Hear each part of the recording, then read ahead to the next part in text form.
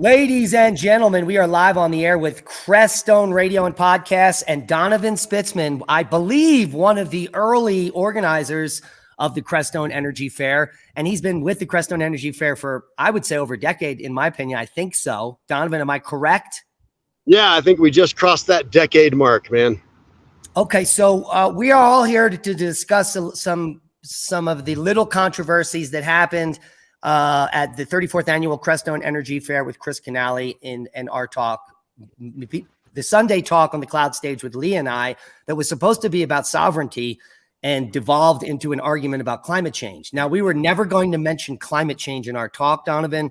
We were simply going to be talking about ways to reclaim your sovereignty from this globalist crap hole that we are falling rapidly into, you know, how to say no, how to opt out of society. So that was what the talk was going to be about. And then we were interrupted and it became an argument about climate change. So you're here because you have some insight into what happened, apparently. Oh, I don't know that I have some insight into what happened, but I will say that there was a, Chris is definitely a respected member of our community and obviously had a moment of lapse in her ability to communicate effectively, I think. The part that struck me about this whole thing is that we devolved into a thing about climate, and unfortunately, I think when we made that transition, I think we ended up in a place where, oh man, how do I explain it? We have everyone working towards a very similar goal in the fact that we have issues on the planet that we need to address. Correct. But I find us getting caught up in these debates over the whys and getting caught up in the details of it versus actually realizing that we're all on the same team. And here's what got me, right, is Chris was very honest when she said she was walking by, overheard a soundbite. And unfortunately, she reacted to that soundbite. And that soundbite reaction was completely inappropriate. It was totally out of context. And what I'm afraid has happened is we've somewhat demonized Chris and that essential point of view, because I'm not sure her point of view got actually enunciated fully. And this is where it gets a little frustrating for me, because Diamond, what you and Leah are doing is amazing, and I love you guys. I think you're providing that foundation that we need, that's outside the basic narrative. And I really do think this is critical for where we're at right now. Along the same lines, Chris also holds a really important position in this whole movement of transitioning our culture and some of our protocols and how we live and survive and blah, blah, blahs. The part that frustrates me is we get caught up in the debate of the whys and hows of the climate changing or what's happening, when in reality, the thing we're all focused on and that we all have at the common denominator of what we're all striving to do is the fact that we're polluting our localized air, soil, and water to a point where we're not going to be capable of surviving on a completely amazing rock that we live on, right? That's correct, but CO2 has nothing to do with it. And we need to stop this delusion about plant food being pollutants.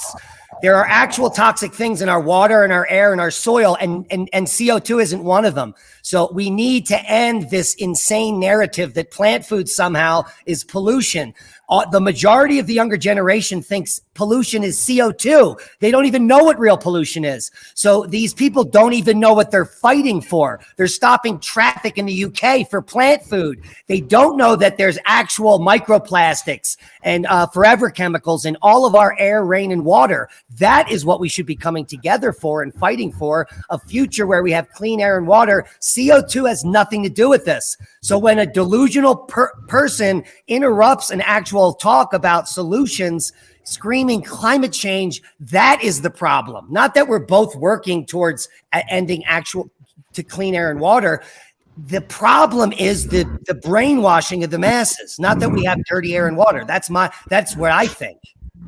Oh, and Diamond, I totally agree with you. I think because a lot of us have been conditioned to this response pattern that once we have stepped through the science of maybe one narrative and stepped into another narrative that makes more sense and maybe has a little bit more validity to it, when we hear people coming from the previous narrative, we automatically put up these defenses and we automatically start digesting away from what they're saying. And unfortunately, I don't think Chris ever said CO2 is responsible for climate change. What Chris said is that we have an issue with the way that we're using our oil and gas and petroleum-based resources that tend to create a climactic issue on a localized level. We've all just kind of agreed that this is what's real. But again, she's working in a place where they're acting like there's never going to be an end, right? So we can play the long game. And I'm with you. More than likely within maybe not our lifetime, but definitely my nieces and nephews, I think they're going to see a dramatic surface event that's going to shift the way that they're capable of surviving. And it's going to shift the dynamics and the resources we have access to. Well, and the powers that be know this, and they're going to do something before it happens. They're taking control now. Agreed. And, I also agree with the reality that we all need to understand the powers that be are providing us a narrative that they think keeps us complacent while they implement whatever project they're implementing. And it's very unfortunate that we have people who aren't actually acknowledging this reality on a broader scale. Leah? It's even bigger than that, though, right? Because part of the global agenda is division of the public. And I think you can see exactly how that is achieved in what happened during our talk.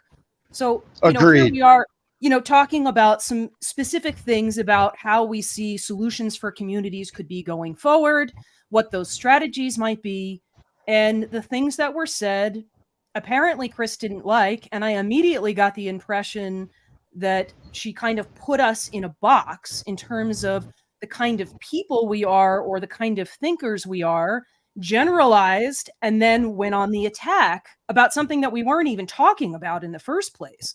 And it's like, I would have much rather that we just have a conversation that she could actually hear what we're saying, because I don't really feel like she actually heard what we were saying.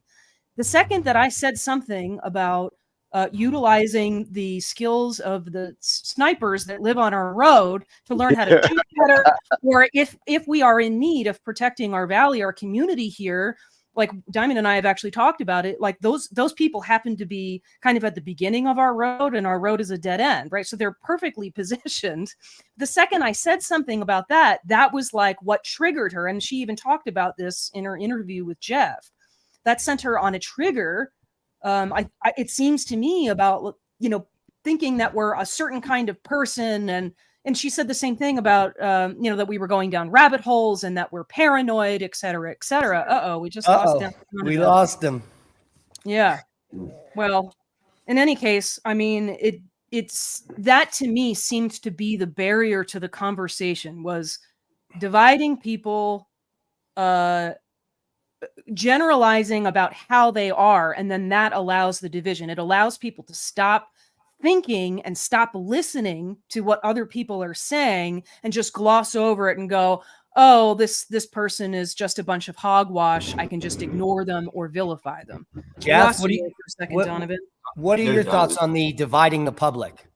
Dividing the public, well, I think it's all been programmed into us and what we've been brought up to believe throughout our life, through social media or our religion or our background or the way we walk in life, period. But I think that we need to come to a solution, because it's growing too far out and we're starting to take it out on one another, and we need to come to a solution on how to fix this so we can move forward and talk about it. So that's what Donovan was saying that he could probably bring to the table because he thinks outside the box.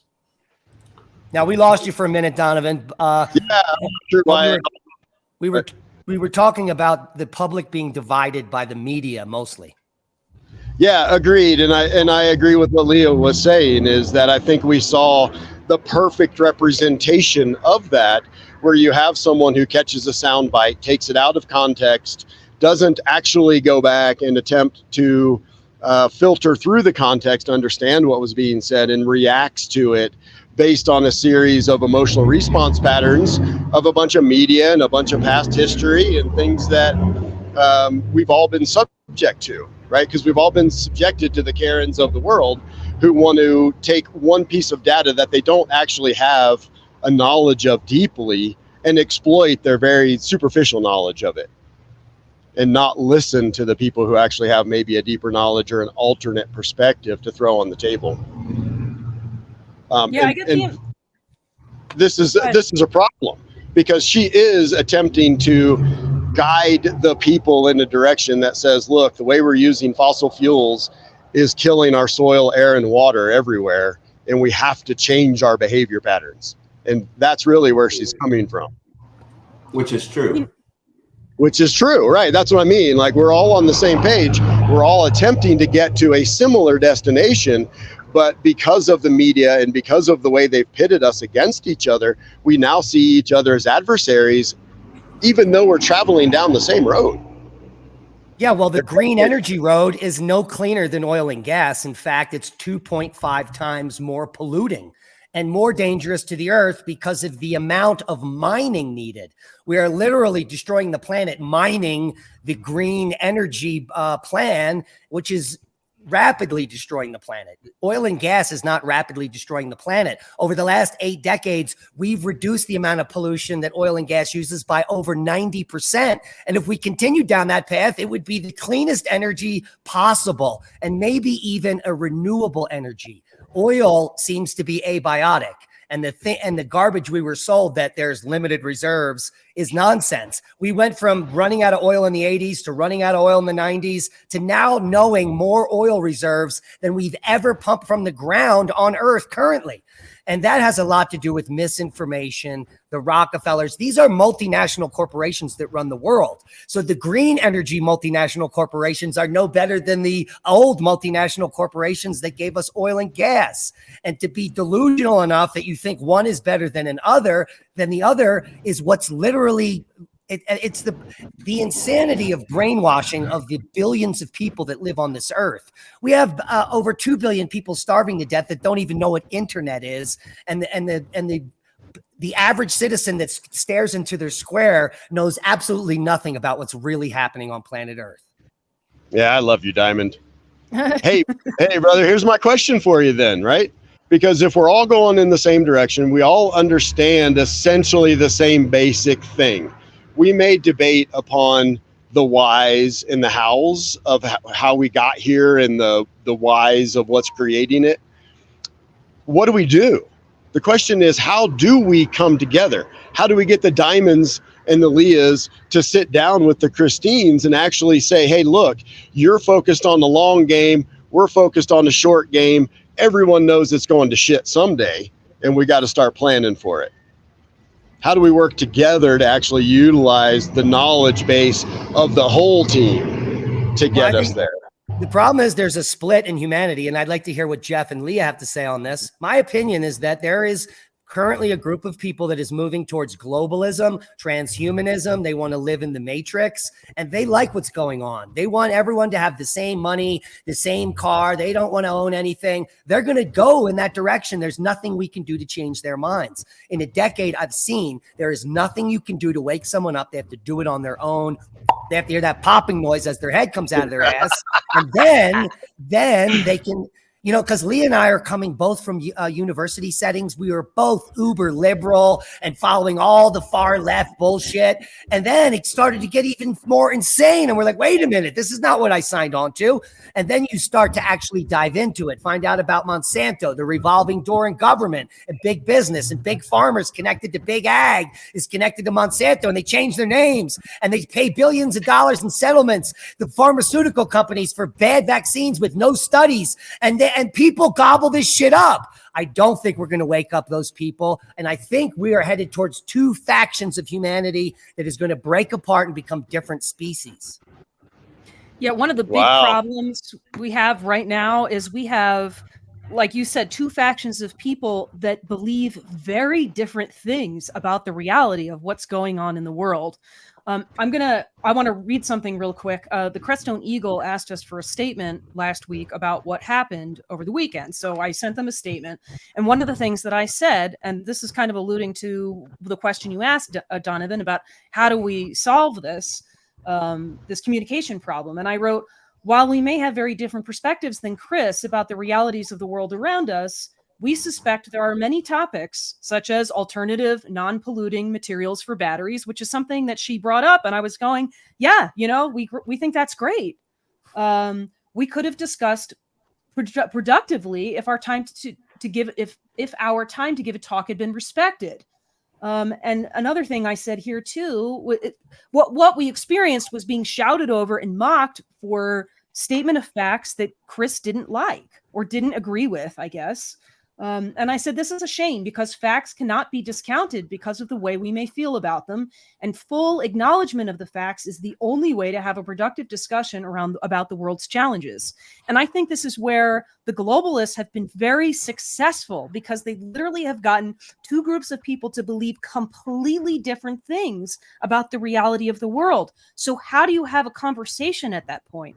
If we can start with talking about the things that we agree with, like pollution is bad, then maybe we can graduate to a place where we agree on what things are actually causing the pollution. But we have to be listening. You know, we have to be able to hear that the mining of the minerals, let's say for all of the batteries for solar systems, et cetera, is heavily polluting, or that we have windmills with fiberglass blades that never degrade. The windmills only last for like 10 years.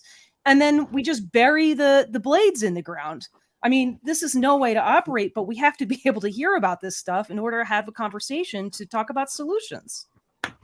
Agreed. And so I have a friend recently proposed a thing to me that he's working on in his, he's taking a college course on something or other.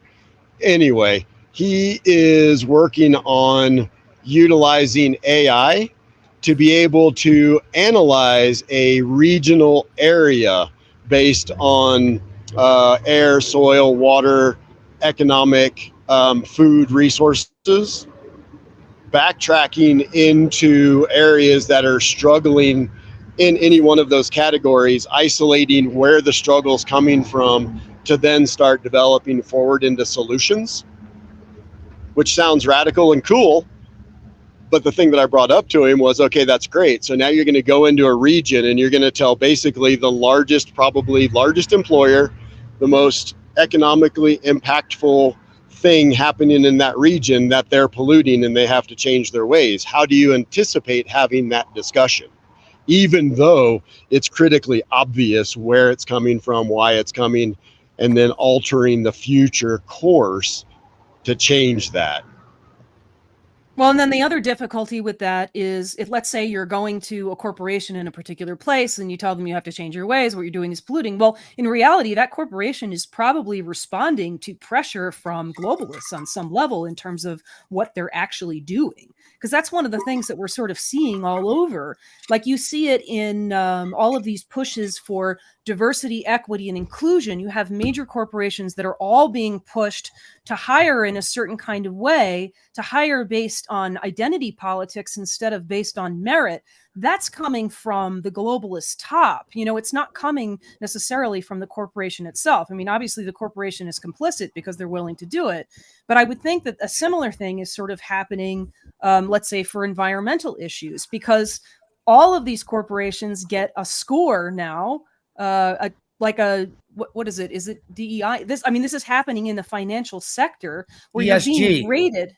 ESG, thank you. Where you're being rated for your environmental responsibility, your social responsibility, and your governance responsibility. Well, who decides what those goals are? Well, it turns out that that's all coming from the globalists and the World Economic Forum. So even if you're addressing everything on a local level, at the end of the day, right now, everything's coming from the top. Well, and it's all a scam, Donovan. It's a scam, Donovan. This is all a scam because when you look at the reality, they're just selling this to the United States and European nations, the globalists. So we are the only ones with this green transition where there's no more oil and gas. What's happening in China and Russia is there's over 600 coal-fired power plants that are being built right now. They're going to take over the world while we transition and our oil prices go to $20 a gallon. They're gonna just send ships and come up on our shores, and they are going to. World War III is afoot because we've bought into this garbage green agenda, no oil and gas, and then China and Russia knows about it, and guess what they did? They start building coal-fired power plants because no one's buying coal, so they bought all the coal. They are about to take over the world while we pretend that our $80,000 electric car, which is the most polluting piece of shit and can't go anywhere, including Chaco Canyon, is saving the planet. It's complete. We live in clown world. I did tell someone the other day that I could help them make their Prius a little bit more environmentally stable by putting it on the back of my diesel truck and on a trailer. Yeah, and you're getting 22 miles to the gallon while you're towing it. Wow, I'm dragging it. Yeah, exactly. And I can run it on used vegetable oil. Exactly. But then you have even more insane globalist pushes, right? We've got government in the Netherlands shutting down farms, right? The sixth largest food producer in the world, and we're killing their farms because methane. I mean, it's absolutely ridiculous. So we're just going to starve everybody? Is that a solution? I mean, John Kerry is going around talking about how we need to kill agriculture, and it's like, what the heck are you talking about, you psychopath? Like, what are you doing? And so again, you're right. If it is given to the people in such a manner, it seems like it would be obvious. But I'm with you. You would think, but I'm with you. We obviously have a media machine that is so good at what they do. They can present misinformation and complete misdirection, have two factions of our culture and our society pitted against each other that are actually still trying to do the same thing because somehow they've decided to debate over some ridiculous detail that actually has no relevance on the end goal to begin with anyway. And whether the planet's going to freeze or whether it's going to get hot, you still need shelter and you still need food. You still need water. Yeah. Like, it doesn't matter. What were you saying, Jeff? Well, see, all the news media are owned by the 4 richest people here in the world. Okay, so they all parrot one another. And as we turn on our television, well, I don't watch their stuff, but a lot of people here in America do as well. And bring it back to that question that you were asking me earlier, and how I feel about what's going on. So people don't really care anymore. They're just like they're sheeple. They don't care about taking the shot. They don't care about getting the chip, the mark of the beast anymore.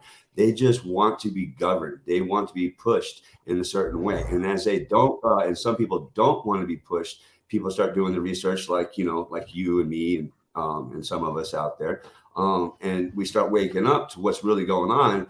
And we don't want to be pushed. So therefore, that some of people just want to be guided, and we don't want to be guided. And so the government throws down a false flag and tries to push a new law to us. And then so therefore, they make it mandatory that you have to have a mandatory this or a mandatory chip, or be able to even to buy food here in the near future with a CBDC currency and the scoring processing and stuff like that. People want that in a way and be put into a 15-minute city. I am not one of those people. I love being free, but where's the freedom when we're all being programmed with the same parroting media out there? and people are just eating it with spoonfuls. You know, I Yeah, just don't Go ahead, Leah. They're being trained to not listen Conditioned to ever since the school. other information. I'm sorry, what was that, Jeff? Ever since school, and then they're rewriting the words, right? And they're teaching different social studies, different sciences than what I grew up on. But at the same time, it was all a lie. And Clinton, there was no kid left behind law. No matter what you did, you were always pushed forward, no matter what. And so they're all corrupt in one way, form, or fashion, just to push you out, to get you to war, to be able to feed their bank account and to grow and deplete our soil, our air, and our water. And those are the really three things that I think that we really need to focus on and stand up and write to our congressmen or our senators and stuff like that, and put some higher pressure on these people that are running these facilities, and keep an eye on, Cargill and all those other food companies that are actually feeding us crap. Because here in America, you look at an ingredients on the back of let's say mac and cheese or Doritos or stuff, and then the crap that's in it, and you go overseas and you start reading theirs, like they have none of that. It's against the law to have that, If you ever eat a piece of fruit from overseas, oh my God, you'll be like, I ain't going back to America just because of the fruit. We live on a prison planet, especially in the United States. It is literally, since they started putting fluoride in our water, spraying children with DDT, the toxification of... And this all goes back to multinational corporations. They're making money, the pharmaceutical industry, off of our sickness. They don't want to kill us. They just don't want us to be healthy, which is what sick care is, which you go to a doctor for. No, they're not curing anybody because there's no money in that. The cure to cancer is eat food that's not cancerous. And that's the cure to cancer. The cure to not being sick is to have the right nutrition in your body and you'll never be sick. The problem is they took all the nutrition out of the food, so everyone is sick all the time. They also told you to stay inside and wash your hands 800 times when you should be out there eating dirt and pooping in a hole. That is how you... Yeah, go ahead. I was about to say, I mean, that, like just the narrative during COVID, right? The fact that there was a complete lack of the discussion of the consumption or absorption of vitamin D, right? Which is a huge, enormous factor in anyone's reaction to contracting COVID. Like, why are we not talking about that? And then on top of that, and this goes back to what I was about to say earlier, you vilify the other side of the narrative, the other information, right? You call it misinformation, disinformation. And this is one of the things that happened with this talk, right? It was like, oh, we were going down a rabbit hole, and we were feeding disinformation, and we're paranoid, and we're provocative. I will give Chris provocative. We are provocative, but that's what you do. You say all of those things, and you have the media saying that all the time, and so then people are discouraged from listening to anything other than the official narrative. They immediately go, oh, the government and the media says that that's disinformation or misinformation, so I'm not going to listen to that. And that's how you do it. That's how you create the division. And that's how you get people brainwashed and sticking their fingers in their ears like, I don't want to listen to any of this. And it's the saddest thing. And it's like somebody gets so far down that road, and then you can't even have a conversation with them about the facts because they just won't listen. In the early days of COVID, Leah and I had discussions on the fact that the virus was leaked from a lab. We got demonetized disinformation. That's probably the truth. We also said that the vaccine was not a vaccine, which it is not. It's a gene therapy. Disinformation, which is now the truth. We also said that the vaccine did not protect from the disease nor prevent transmission. Disinformation, demonetized. That is the truth. So this is the world we live in. It's a world of he said, she said, and Fauci is the science. Yeah. Did you guys see Elon's tweet? Just brand new tweet. It's all of the cases that are from the White House and how they say it was effective. And then as the years went down, as gone on, it went down, and how it was effective, and it's down to like 28% effective.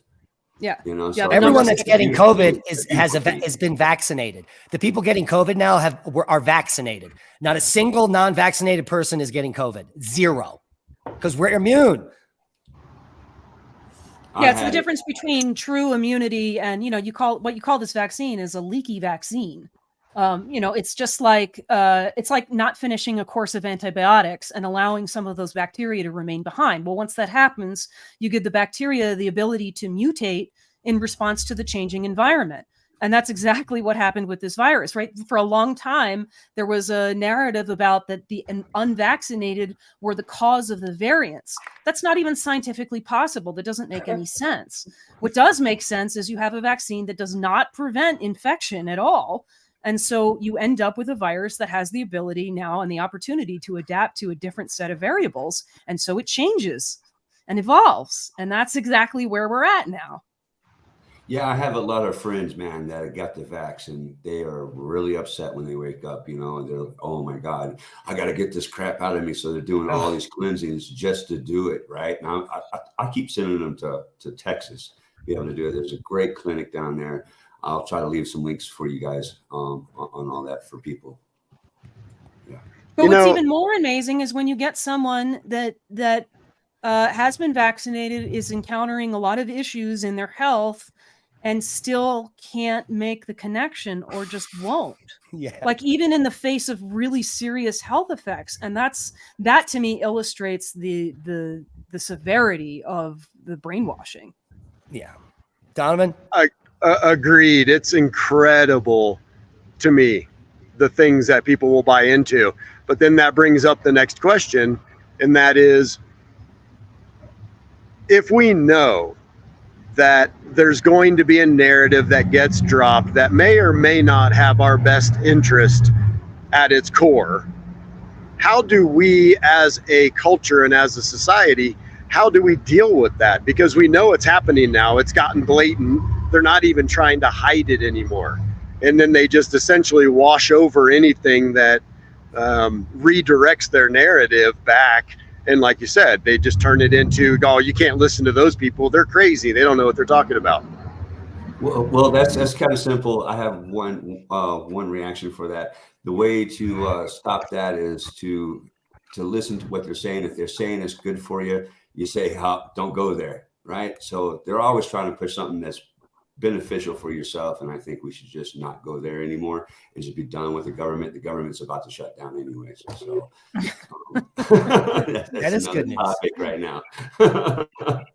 I think there is still a way to try to talk to people who have a very different perspective on reality, and it can be difficult. But like I have somebody in my life that I've been kind of very slowly working on, and just providing this little drip of information over here, this little drip of information over here. It still requires this person to come to their own realizations on some level, but some of those little drops of information can help along the way. And I think there is still room for a lot of people to kind of come to terms with where we are actually at. And then, I don't know, I kind of think there's another group of people that are sort of a lost cause at this point. Like they're going to dig their heels in. They're never going to listen to anything else. And that's that. And I don't know what you do with that. I really don't know. I mean, all I can do is kind of hope and pray that something comes along that wakes that person up. But I don't know what else to do beyond that. I have proof that the trickle down is working. It's what our show is about. There are people that have contacted me throughout the years that said, I hated you when I started watching you, but I listened, and then I wanted to debunk you, and I did research on everything you said, and it was true. And slowly I pulled my head out of my butt. And so it does work, but it takes a while. They have to get angry and then go look into it and be like, oh my God, well, maybe what he said is true. Maybe I'm wrong. And then, and the awakening takes time. Just like I said, Lee and I were far left, I would say extremists 15 years ago. And we've come a long way. Likewise. Yeah, me too, Diamond. And thanks to you for sure. I appreciate all the guidance and information you put out. It's legit. I was thinking about this morning because of the person I mentioned that I've been slowly working on, who has woken up in some capacity. And it was like such a relief when that happened. And then this morning, I came to the awareness of another person in my life who I've been very close to, who is just completely not woken up in any way, shape, or form. And I got really upset about it this morning because of something that I saw that she had posted, and I'm going like, I don't know what to do here. Like, I don't even know if I can even begin to work on this person. She just seems so far down. Well, I'm going to use the word rabbit hole, which I guess is a little bit, a little ironic, a little hypocritical, perhaps. But yeah, I don't know what to do with that. A word to the wise is you should be hanging out with a lot of people you don't agree with, and that way you can get all. Even if it's cursory, you can listen and hear some of the crazy things they say, and it gives you all points of view. You use the analogy, like if you hang out with a bunch of gorillas, you're eventually going to eat bananas. And the same thing with people. So people tend to compartmentalize themselves and surround themselves with climate alarmists because everyone's like, oh my God, we're all going to die. Did you see it's hot today? It's the hottest day ever. Oh my God, the sun's burning my neck. Oh my God, what are we going to do? The world's burning up. I need a Prius, blah, blah, blah. And so they hang around with like-minded psychopaths. When the reality is we need to get all different angles. A lot of people don't have a lot of time to interact with thousands of different people, but when you do, you can hear all the points of views and things start to click and you start to realize the real lies. Well, this is one of the beautiful things about the Crestone Energy Fair, right? Like, this is a forum particularly for the free exchange of ideas. That's the purpose of having all of these talks. And ironically, that was one of the points of our talks, that being able to have that free exchange of ideas and to talk about solutions and work on the kinks of those solutions and et cetera, is the cornerstone of community sovereignty, resisting these globalist agendas. So I don't know, in a way, I'm sort of glad that what happened that Sunday at Crestone Energy Fair, I'm kind of glad it happened, because I think it illustrates the importance of that in a big way. And at the end of the day, at the end of our talk, we had an amazing Q&A session. I thought it was awesome. People asked great questions. They had great ideas. We had a great exchange. It was great. Indeed. All right. I think we've kind of gotten to the bottom of this. Do we have any more topics, Donovan, you think we should hit on? I have one thing I want to throw out, just because you probably have a way deeper inherent knowledge of the subject than I do. So I was thinking the other day, so I was sitting by myself, and what I thought was, I'm going to throw it out there. This might be interesting. Our favorite movie, An Inconvenient Truth, and our best friend Al Gore. What would it be like, and has anyone actually gone back and ripped that movie apart at this point? Because most of those timelines have kind of come to pass, haven't they? Oh, absolutely. And many of the predictions are just totally wrong. Yeah, this has been going on for decades. So there's been a prediction of no ice in the late 90s, in the early 2000s, in the 2010s, and it's the same sea ice we have in the Arctic that we've had since we've started looking at the ice in the Arctic. It goes up and down on a decadal scale. It's not plummeting into non-existence. We have record high Arctic ice, 10-year record high ice last year. That's not reported by the media. They say that the ice is leaving. Greenland has gained more ice in the last 2 years than it has in the last decade. They recently found a 2018 engine from a lost plane under 22 feet of ice. A 2018 crash under 22 feet of ice means that 22 feet of ice have built on Greenland in 5 years. That's what it means. The scaremongering hasn't worked. Al Gore's, one of his big points in The Inconvenient Truth was the death of polar bears. Well, that is a complete scam. Sue Crawford is the leading expert on polar bears, has shown that since the 1960s, polar bears have increased tenfold in their population in the Northern Hemisphere. There is no polar bear die-off.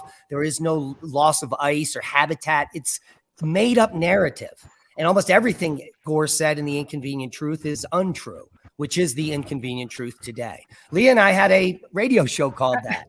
I was about to mention that. I mean, we kind of ripped on the title of that movie. And at one point I was like, are we going to get sued by Al Gore for using the title, An Inconvenient Truth? But that's essentially what we were doing, is kind of ripping apart these sorts of narratives. And we're still doing the same thing today, just in a slightly different format and focused in a different way. Our radio show Cosmic Catastrophes, which we do on Saturdays. So we end up touching on some of this stuff here too, because we're we're kind of destroying the narrative in terms of talking about Earth's history and some of the calamities that have happened and the cycles on Earth, indicating that some of these things very well may happen again in the future. Hopefully soon. Hopefully soon. We're with you, Diamond. And so that was my only other thing I wanted to throw out, is because I'm pondering maybe initiating that back into the Energy Fair next year. We used to show a movie on Friday nights, and we've shown maybe 4 different movies that are usually pretty well attended, but maybe doing an opening ceremony on Friday night where An Inconvenient Truth is what we watch, and then over the course of the weekend just completely go back over the narrative and why we shouldn't just buy into narratives immediately. Good point. Wouldn't it be great if we had the movie The Inconvenient Truth and then another documentary that it rips that apart? You watch both of them. Everybody watches both of them, and then we discuss later. Love that. If we can find something like that, like if you guys could have that data somewhere, I think that would be amazing. Oh, because this, I do believe, in a group setting is a way where we can actually accelerate some people's transition from where they're maybe standing into a place that's a bit more productive. Yeah. Very good point, Donovan. Excellent. Yep. Well, I think this has been an excellent conversation. We covered a lot of ground, probably be demonetized, but oh well. But the truth is free, ladies and gentlemen. At least we know we did something good. All right. So thank you, guys. Here's a little tidbit that I think we should probably work on as the Crestone Energy Fair continues. That I got a text from a buddy of mine that I've known for. It's the CIA. You just froze up. And you froze up on my end. Can you say that again? Working for me. Yeah, there we go. No, I'm still here. Okay. So I got a text. I got a text from a buddy of mine that stated that Chris Canale and Nathan Good and Heather has not been able to speak at the Crestone Energy Fair since 2018. So I think we should probably work on that, and if they really want to speak, because it sounded like they want to speak, especially Chris. So I think we should be able to sign them up. And Nathan has been bitching to me about not being able to speak. He's been basically blackballed by the group. That's untrue. Yeah. There's another topic. I'm in the group. I'm on the inside track. That's untrue. Okay. Yeah, that's gossip. I definitely think Chris should definitely give a talk. I mean, that was one of the things that came up during all of this. It's like, you should have a talk. And she said, yeah, that's a good question. Why don't I have a talk? And I would love to be in her talk during the Q&A. I tell you what, if she had a talk, it would be probably very well attended by my viewers. Yeah, and I'm hoping she's going to actually step up to that next year. I think it'll be amazing to just listen to her perspective. And I'm hoping that she's actually gone back and listened to your presentation from start to finish and still isn't just leaning on the misrepresented soundbite that she walked in on. Right. Yeah, because you're allowed to be against guns and you want to ban guns, but when the shit hits the fan, you're dead and they're taking all your shit, no matter what you believe. Yeah, it's all good until the guy with the gun walks up to your door and now he owns all your stuff. Right. Yeah, it's simple. Yeah. It's very logical. No. Yeah. Anyway. That's thank you guys. Thank you. Leah, you get the final word. Final word. I mean, just what I was saying earlier, like really at the end of the day, what this comes down to is just being willing to open your ears and listen to what someone else is saying and not pigeonhole them and you know, to say that they belong in a certain political box or that they're, you know, spreading misinformation because you don't like what they're saying. Like, that has to stop. Like, that can't happen. We cannot have a constructive conversation about solutions for anything if we can't actually hear what the other person is saying. Amen. Amen.